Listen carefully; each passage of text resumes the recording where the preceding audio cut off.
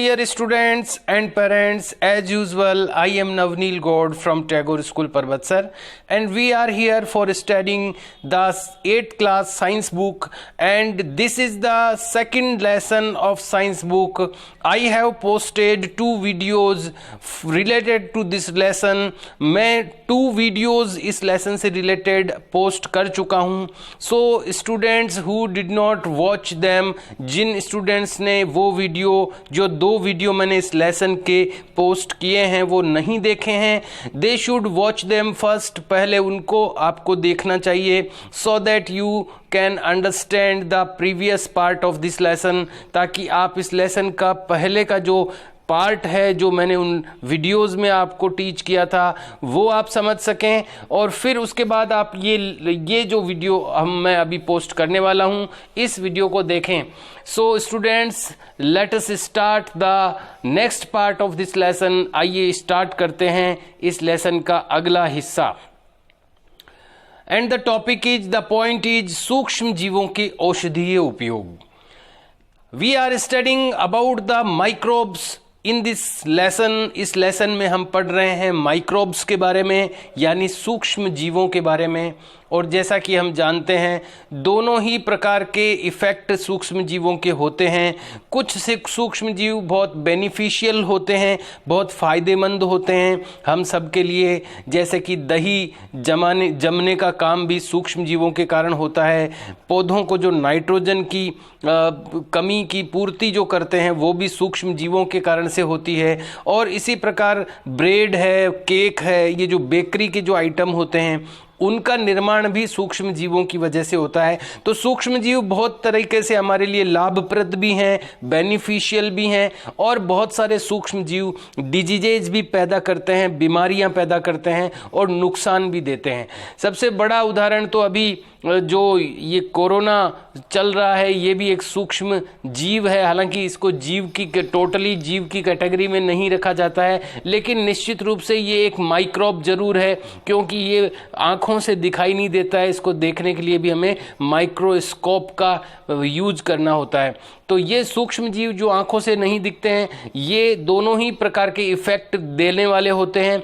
यहाँ पर हम अभी तक हमने जो स्टडी इस लेसन में सूक्ष्म जीवों के बारे में की है वो सब हमने उसके बेनिफिट्स पढ़े हैं. हमने ये पढ़ा है कि क्या क्या फ़ायदे हमारे को सूक्ष्म जीवों से होते हैं, और इसी तरह का एक बेनिफिट हम पढ़ने जा रहे हैं जो सूक्ष्म जीवों से हमें मिलता है. सूक्ष्म जीवों के औषधीय उपयोग. हमें सूक्ष्म जीवों से मेडिसिनल बेनिफिट्स भी मिलते हैं, औषधीय उपयोग भी इनका होता है दवाई बनाने में. जब कभी आप बीमार पड़ते हैं तो डॉक्टर आपको पेनिसिलिन का इंजेक्शन देते हैं, अथवा कोई अन्य प्रतिजैविक की गोली यानी एंटीबायोटिक की, जिस प्रतिजैविक को इंग्लिश में एंटीबायोटिक कहते हैं, तो कोई अन्य एंटीबायोटिक या प्रतिजैविक की गोली अथवा कैप्सूल देते हैं. इन औषधियों का स्रोत सूक्ष्म जीव हैं. पेनिसिलिन एक बहुत प्रसिद्ध एंटीबायोटिक मेडिसिन है, दवाई है, जो कि शरीर में विभिन्न प्रकार के रोगाणुओं को मारने के लिए, उनको ख़त्म करने के लिए यूज की जाती है. लेकिन उसका जो सोर्स है वो जहाँ से मिलती है वो सूक्ष्म जीव हैं. ये बीमारी पैदा करने वाले सूक्ष्म जीवों को नष्ट कर देती है अथवा उनकी वृद्धि को रोक देती है. इस प्रकार की औषधि को प्रतिजैविक या एंटीबायोटिक कहते हैं, जो हमारे शरीर में बीमारी पैदा करने वाले सूक्ष्म जीवों को नष्ट कर देती है या उनकी वृद्धि को रोक देती है. ऐसी जो दवाई होती है, ऐसी जो औषधि होती है, उसको प्रतिजैविक या एंटीबायोटिक कहते हैं. आजकल जीवाणु और कवक से अनेक प्रतिजैविक औषधियों का उत्पादन हो रहा है. कुछ नाम आ रहे हैं एंटीबायोटिक दवाइयों के, ये आपको ध्यान में रखने चाहिए. स्ट्रेप्टोमाइसिन, टेट्रासाइक्लिन और एरिथ्रोमाइसिन, ये इनका बहुत प्रचलन है. आप लोग जब कभी डॉक्टर से दवाइयाँ लाते हैं तो ये जो एंटीबायोटिक है ये आपको मिलती है वहाँ से. तो ये नाम आपको ध्यान रखने चाहिए, स्ट्रेप्टोमाइसिन, टेट्रासाइक्लिन और एरिथ्रोमाइसिन. सामान्य रूप से उपयोग की जाने वाली प्रतिजैविक है यानी एंटीबायोटिक है, जिन्हें कवक एवं जीवाणु से उत्पादित किया जाता है। तो जीवाणु व कवक से उत्पादन होने वाली एंटीबायोटिक के नाम अगर पूछे जाएं तो ये नाम आपको लिखने होंगे। किसी विशिष्ट प्रकार के सूक्ष्मजीव का संवर्धन करके प्रतिजैविक का उत्पादन किया जाता है। किसी खास तरह के सूक्ष्म जीव का संवर्धन करके, यानी उसको ग्रो करके, उसको उगा करके, उसको बढ़ा करके ये प्रतिजैविक उत्पादित किया जाता है, जिन्हें अनेक रोगों की चिकित्सा में उपयोग में लाते हैं। सन 1929 में अलेक्जेंडर फ्लेमिंग, ये नाम आपने जरूर सुना होगा, इन्होंने पेनिसिलिन की खोज की थी, अलेक्जेंडर फ्लेमिंग ने। तो इन्होंने कैसे की देखिए, सन 1929 में अलेक्जेंडर फ्लेमिंग जीवाणु रोगों के बचाव हेतु एक संवर्धन पर प्रयोग कर रहे थे। अचानक उन्होंने संवर्धन तश्तरी पर हरे रंग की फफूंद के छोटे बीजाणु देखे। उन्होंने पाया कि ये फफूंद जीवाणु की वृद्धि को रोकते हैं। जब वो जीवाणुओं के बारे में कुछ प्रैक्टिस कर रहे थे तो उन्होंने कुछ वहाँ पर हरे धब्बे, यानी कुछ एंटीबायोटिक, कुछ फफूंद के धब्बे वहाँ पर आ गए और उन्होंने ये इस बात को महसूस किया, फील किया कि ये जो फफूंद है ये इन जीवाणुओं को रोक रही है। ऐसा उन्होंने ऑब्जर्व किया। हरे रंग की फफूंद के छोटे बीजाणु देखे, उन्होंने पाया कि ये फफूंद जीवाणु की वृद्धि को रोकते हैं। यह तथ्य पाया कि बहुत सारे जीवाणु फफूंद द्वारा मारे गए। जो वो जीवाणुओं के बारे में कोई भी एक्सपेरिमेंट कर रहे थे, उनके जीवाणुओं को उस फफूंद ने मार दिया था। बहुत सारे जीवाणुओं को मार दिया था उस फफूंद ने। इस प्रकार फिर उस फफूंद से उन्होंने दवाई बनाई जिसको पेनिसिलिन कहते हैं। Let's go to next page. पशु आहार व कुक्कुट आहार में, कुक्कुट यानी मुर्गी के जो बच्चे होते हैं वो कुक्कुट कहलाते हैं। तो पशु आहार और कुक्कुट आहार में, मुर्गी के आहार में भी प्रतिजैविक मिलाए जाते हैं, जिनका उपयोग पशुओं में सूक्ष्म जीवों का संचरण रोकना है। प्रतिजैविक का उपयोग कुछ पौधों के रोग नियंत्रण के लिए भी किया जाता है। तो ये हमने पढ़ा है कि कुछ दवाइयाँ हम लोग भी लेते हैं। एक तो ये हमने पढ़ा, 2-3 नाम भी आए थे, स्ट्रेप्टोमाइसिन, एरिथ्रोमाइसिन, ये 2-3 नाम वहाँ पर आए थे। तो वो दवाइयाँ हमारे लिए होती है ताकि हमारी बॉडी में अगर कोई इस तरह का जीवाणु है जो रोग उत्पन्न कर रहा है, रोगाणु जो है जो रोग उत्पन्न कर रहा है, उसको मारने के लिए मनुष्यों में, यानी हम लोगों में भी, ह्यूमन बींग्स में भी इसको जो प्रतिजैविकों का उपयोग किया जाता है, जो कि विभिन्न सूक्ष्म जीवों द्वारा बनाई जाती है। उसमें पेनिसिलिन भी एक है। फिर पेनिसिलिन कैसे बनी वो भी हमने पढ़ा। उसके बाद में एक चीज़ ये भी पढ़ी कि यानी जो बर्ड्स हैं जैसे, और बर्ड्स और एनिमल्स हैं, उनमें भी रोगों के बचाव के लिए ऐसे एंटीबायोटिक्स का प्रयोग किया जाता है जो सूक्ष्म जीवों से बनते हैं। तो यहाँ पर हमने दूसरी बात ये भी पढ़ी। और तीसरी बात क्या है कि पौधों में भी इसका उपयोग किया जाता है। तो 3 चीज़ें हो गई। इंसानों में भी एंटीबायोटिक का यूज किया जाता है, एनिमल्स और बर्ड्स में भी किया जाता है, और प्लांट्स में भी किया जाता है। तो तीनों में इनका प्रतिजैविकों का या एंटीबायोटिक्स का यूज किया जाता है, और जो कि बनते किससे, सूक्ष्म जीवों से। एक बार फिर से इस लाइन को पढ़ रहा हूँ मैं। पशु आहार एवं कुक्कुट आहार में भी प्रतिजैविक मिलाए जाते हैं। तो एक बात तो अपन ने पहले इंसानों की पढ़ ली, अब दूसरी बात होगी पशु आहार और कुक्कुट यानी बर्ड्स में आ गया, जिनका उपयोग पशुओं में सूक्ष्म जीवों का संचरण रोकना है। और तीसरी बात प्लांट्स के लिए है, प्रतिजैविक का उपयोग कुछ पौधों के रोग नियंत्रण में भी किया जाता है। अब एक बॉक्स यहाँ पर है, let us see what is in this box. क्या है इस बॉक्स में, ये देखते हैं। ध्यान रखना चाहिए कि डॉक्टर की सलाह पर ही प्रतिजैविक की दवाइयाँ लेनी चाहिए। एंटीबायोटिक कभी भी खुद नहीं लेनी चाहिए। कई लोग खुद ही ले लेते हैं, तो ज़्यादा एंटीबायोटिक लेने से क्या होता है, उसका इफ़ेक्ट कम होता जाता है, फिर वो इफ़ेक्ट कम करने लग जाती है बॉडी पर। इसलिए ज़्यादा एंटीबायोटिक नहीं लेनी चाहिए, डॉक्टर की सलाह से ही एंटीबायोटिक दवाइयाँ लेनी चाहिए। यदि आप प्रतिजैविक उस समय लेंगे जब आपको उसकी आवश्यकता नहीं है, तो अगली बार जब आप बीमार होंगे और आपको प्रतिजैविक की आवश्यकता होगी तो वह उतनी प्रभावी नहीं होगी। बिना जरूरत के आप प्रतिजैविक ले रहे हैं अगर, और वास्तव में बीमार हुए तब आप अगर उसी दवाई को लेंगे तो उतनी इफेक्टिव नहीं होगी, उतनी प्रभावी नहीं होगी वो। तो यहाँ पर ये भी एक प्रश्न बनता है कि प्रतिजैविकों को हमें आवश्यकता अनुसार ही उपयोग क्यों करना चाहिए। तो उसका यही उत्तर है कि अगर हम इनका बिना आवश्यकता के भी उपयोग करेंगे तो जब कभी इनकी वास्तव में आवश्यकता होगी तो ये फिर प्रभाव नहीं डाल पाएगी अपने शरीर पर। इसके अतिरिक्त अनावश्यक रूप से ली जाने वाली प्रतिजैविक शरीर में उपस्थित उपयोगी जीवाणुओं को भी नष्ट कर देती है। जीवाणु दोनों प्रकार के हैं, उपयोगी जीवाणु भी है, अनुपयोगी जीवाणु भी है। तो हमें केवल अनुपयोगी और जो रोग पैदा करने वाले जीवाणु हैं उनको मारना है, अच्छे जीवाणुओं को नहीं मारना है। तो ये जो उपयोगी जीवाणु हैं बॉडी के अंदर उनको भी मार देती है अगर बिना अपन उपयोग के, बिना आवश्यकता के अपन प्रतिजैविक लेते हैं। तो सर्दी जुकाम एवं फ्लू में प्रतिजैविक प्रभावशाली नहीं है क्योंकि यह रोग विषाणु द्वारा होते हैं। विषाणु मतलब वायरस। तो ये वायरस के द्वारा जो रोग होते हैं उनमें एंटीबायोटिक काम नहीं करती है। उस वायरस का जो रोग है उसमें एंटीबायोटिक काम नहीं करती है, उसमें दूसरे प्रकार की दवाइयाँ काम करती है। जैसे अभी वायरस चल रहा है कोरोना, तो इसमें यहाँ पर लिखा है कि सर्दी जुकाम व फ्लू में प्रतिजैविक प्रभावशाली नहीं है, एंटीबायोटिक काम नहीं करती क्योंकि ये रोग विषाणु द्वारा होते हैं, सर्दी जुकाम और फ्लू। तो ये भी एक छोटा सा प्रश्न बन सकता है कि सर्दी जुकाम और फ्लू में एंटीबायोटिक या प्रतिजैविक काम क्यों नहीं करते, क्योंकि ये वायरस से पैदा होते हैं।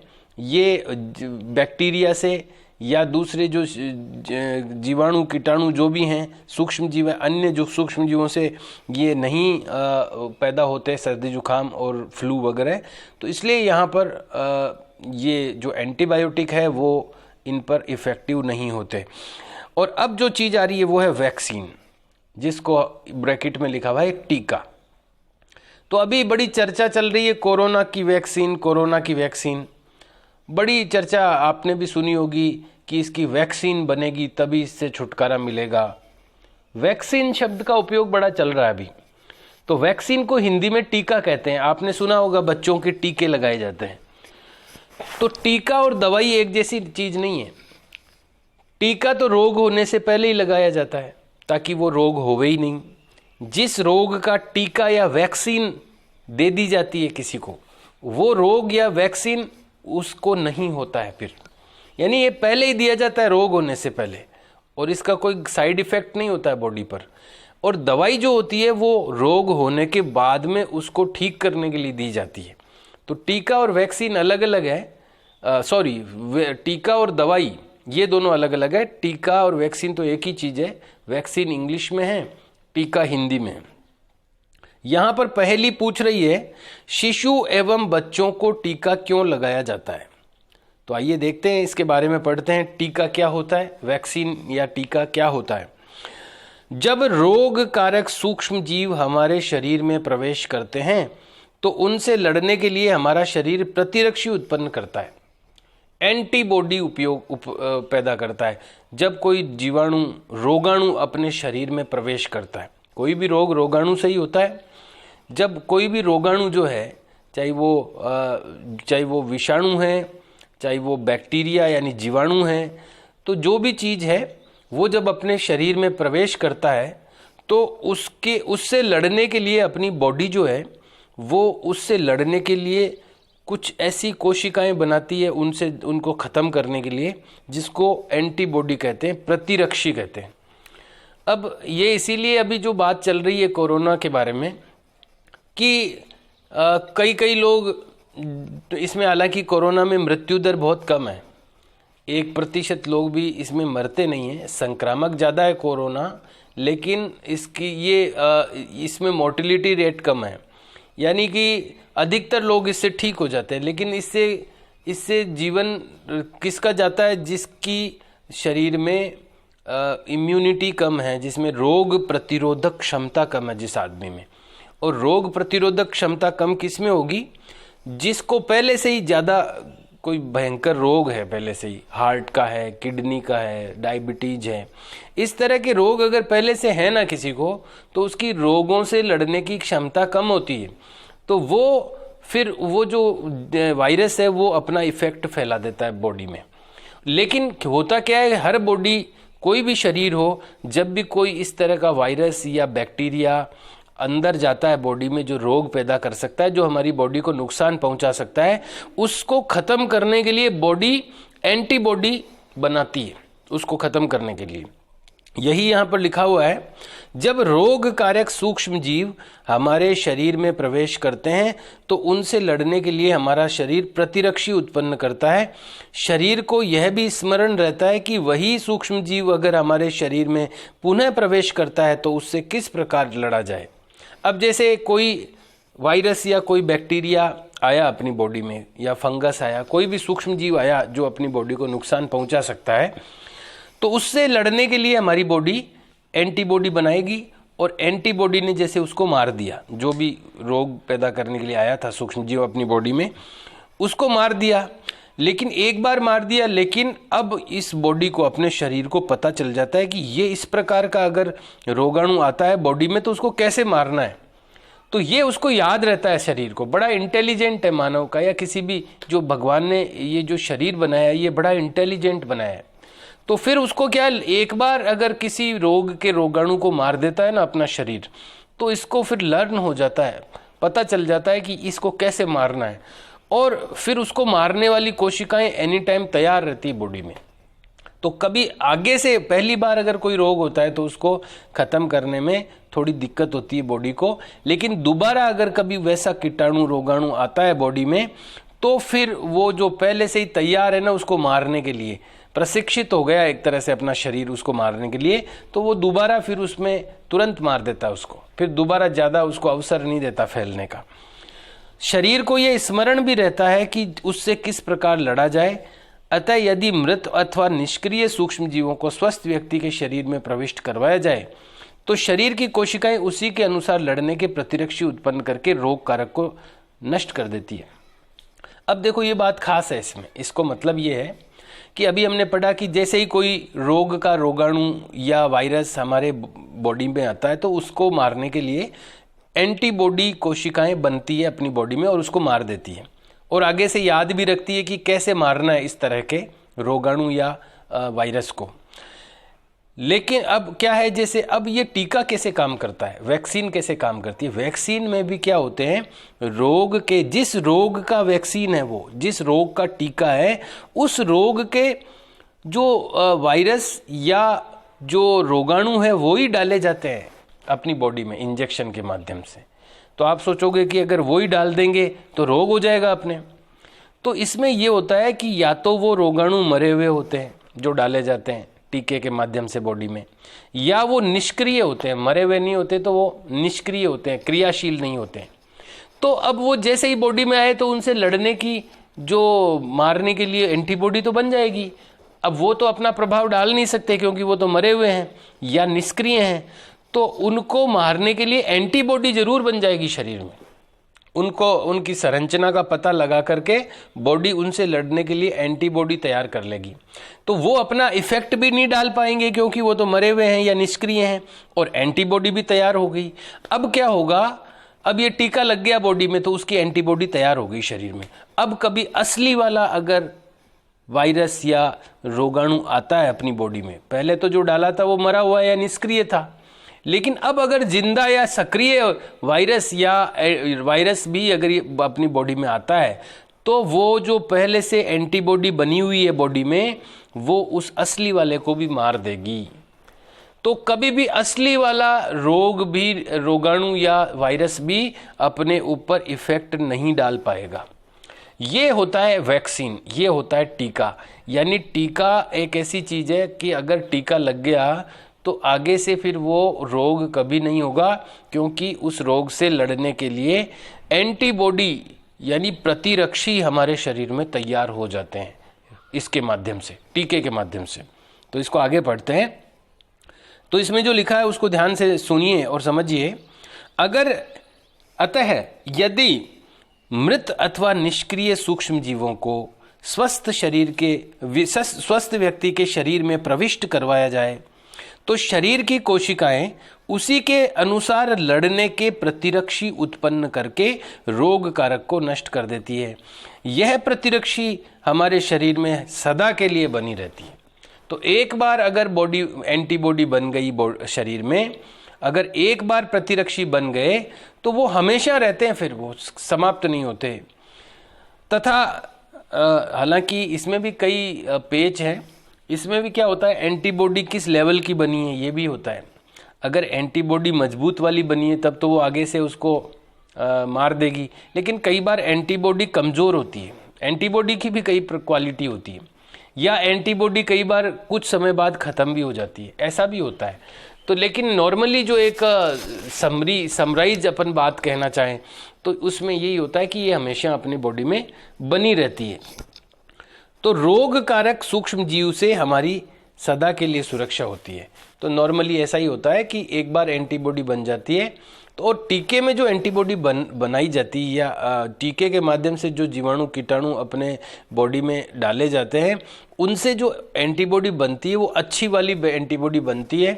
ये भी वैज्ञानिक लोग इसी तरह का टीका बनाते हैं। तो इसीलिए टीका बनाना कोई सरल काम नहीं है, वैक्सीन बनाना कोई सरल काम नहीं है, बहुत इसमें प्रयत्न करना पड़ता है, बहुत चीज़ों का ध्यान रखना पड़ता है।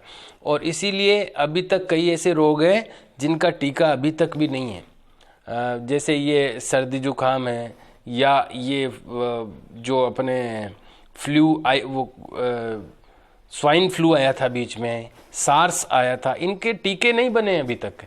और अभी जो कोरोना है इसका भी टीका कब बनेगा पता नहीं है। पूरी दुनिया के वैज्ञानिक लगे हुए हैं टीका बनाने में, लेकिन ऐसे ही नहीं बनता टीका अब सूक्ष्म जीवों का काम है, तो उसमें बहुत बारीक स्ट्रक्चर्स होते हैं, बहुत बारीक संरचनाएं होती है, उसमें क्या इफ़ेक्ट करना क्या नहीं करना, उसका साइड इफ़ेक्ट भी नहीं होना चाहिए टीके का।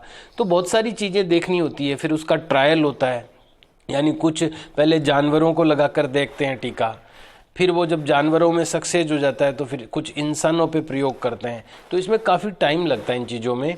तो यहाँ पर लेकिन ये एक बार जब टीका बन जाता है तो टीका बनने के बाद में अपनी बॉडी में वो जो एंटीबॉडी बनती है उस रोग से लड़ने की, वो हमेशा रहती है और फिर वो रोग अपने को प्रभावित नहीं करता है।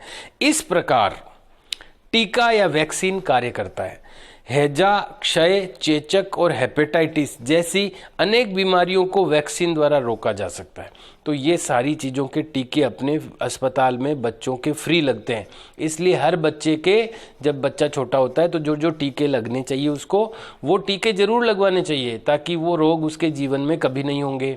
और कई बार स्कूलों में भी कई रोगों के टीके लगाए जैसे अपने पिछले सेशन में खसरा रूबेला का टीका लगाया था। तो ये बहुत अच्छी चीज़ है, एक बार टीका लग गया ना, अब खसरा रूबेला नहीं होगा किसी भी बच्चे के। तो ये टीका इस तरह से कार्य करता है। और ये कुछ रोग हैं जिनके टीके लगाए जाते हैं। वैक्सीन या टीका एक ही बात है। और ये जो एक खास बात यहाँ पर आई है बॉक्स में, एडवर्ड जेनर नाम के वैज्ञानिक थे जिन्होंने चेचक के लिए 1798 में चेचक के टीके की खोज की थी। इन्होंने चेचक रोग पहले बहुत भारी होता था, बड़ी माता कहते थे उसको, पूरे शरीर में काले काले निशान हो जाते थे, तेज बुखार आकर के लोग मर जाते थे।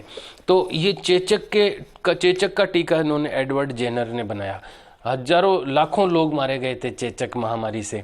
तो ये लेकिन इसका टीका इन्होंने बनाया एडवर्ड जेनर ने, और अब चेचक नहीं होती है क्योंकि चेचक का टीका लगने लग गया। आपके बचपन में आपको भी अनेक रोगों से रक्षा करने के लिए टीके या वैक्सीन दिए गए होंगे।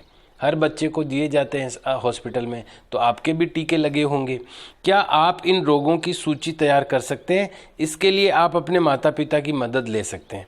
तो कोई भी जो छोटा बच्चा होता है ना, उसके लिए एक कार्ड बनता है उसकी माता का, जननी सुरक्षा का कार्ड, टीकों का एक कार्ड बनता है। उसमें लिखा रहता है कि कौन सा टीका किस चीज़ का है।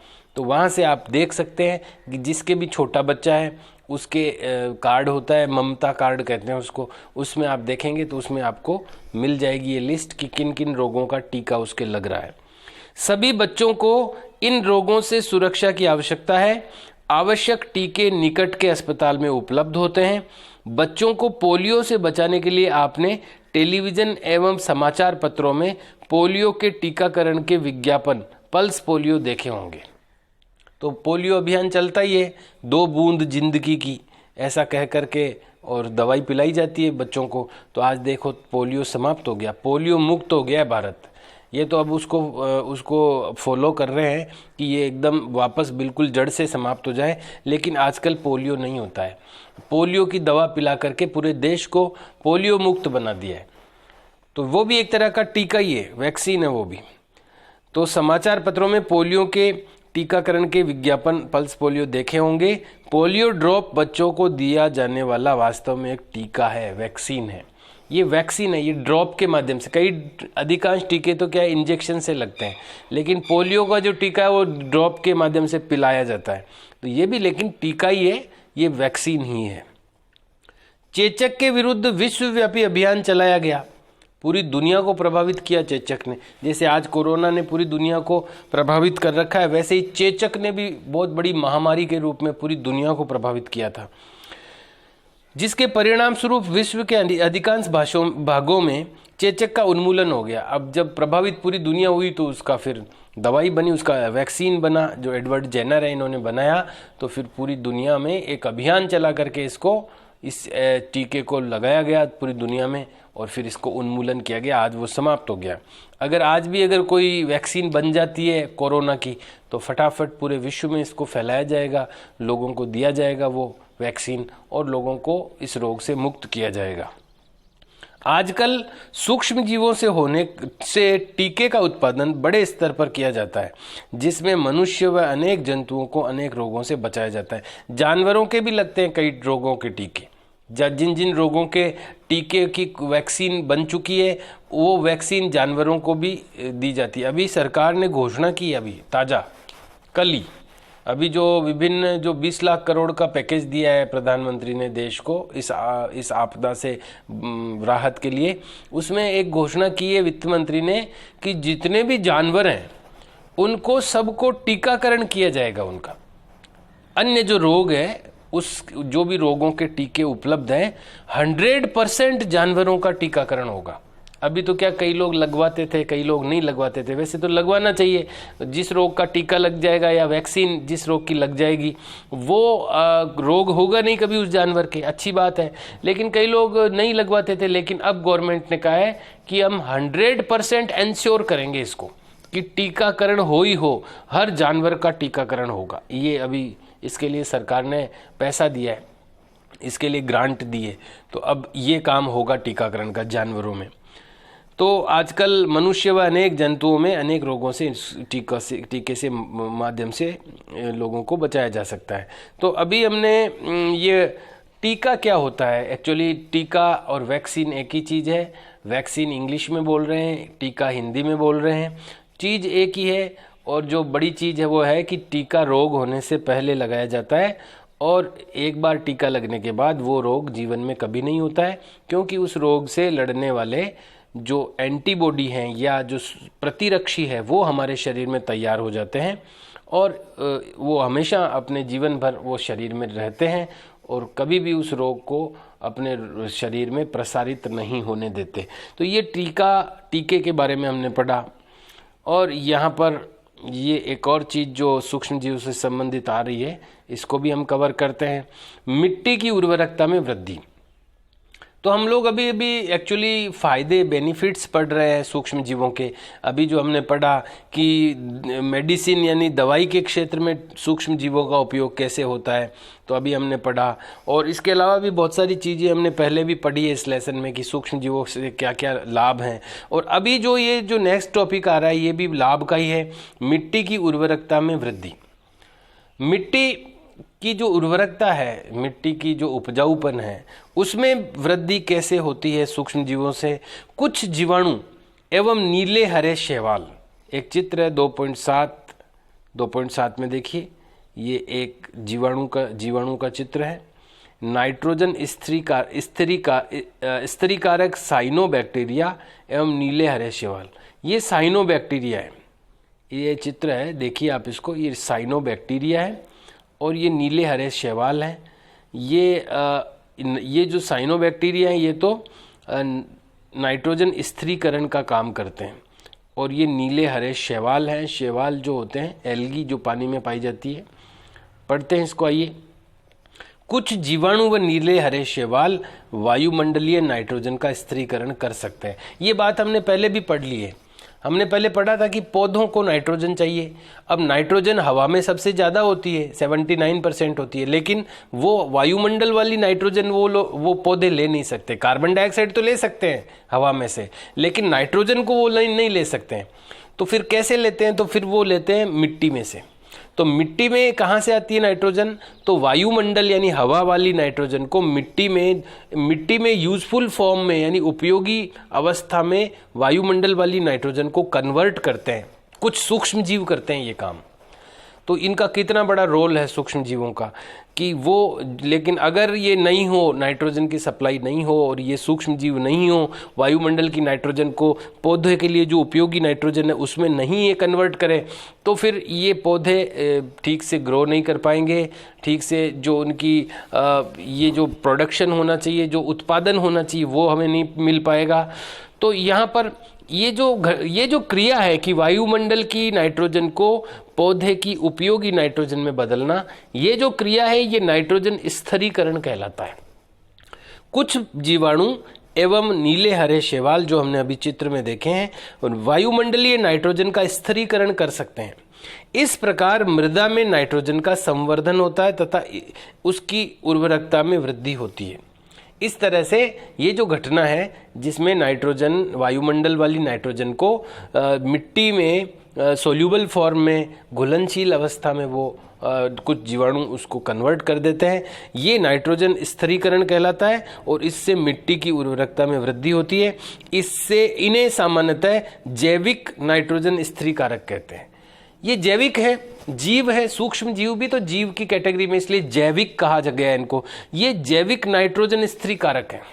तो अगर ये पूछा जाए कि जैविक अब नाइट्रोजन स्थिरीकारक यानी नाइट्रोजन की सप्लाई एक और तरह से होती है मिट्टी में।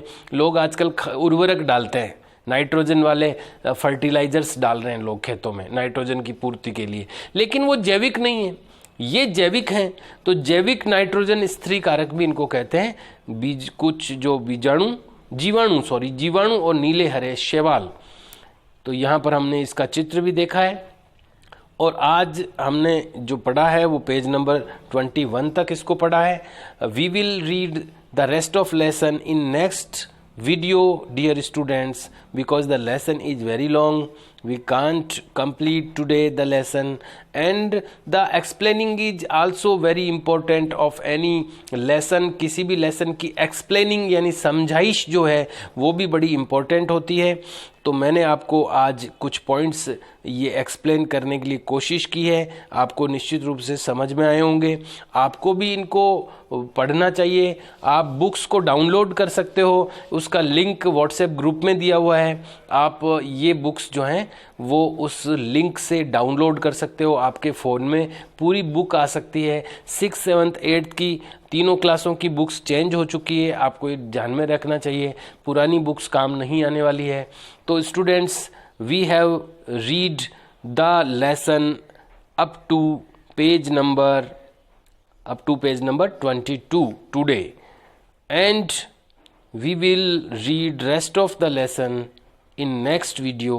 Till that, see you, bye.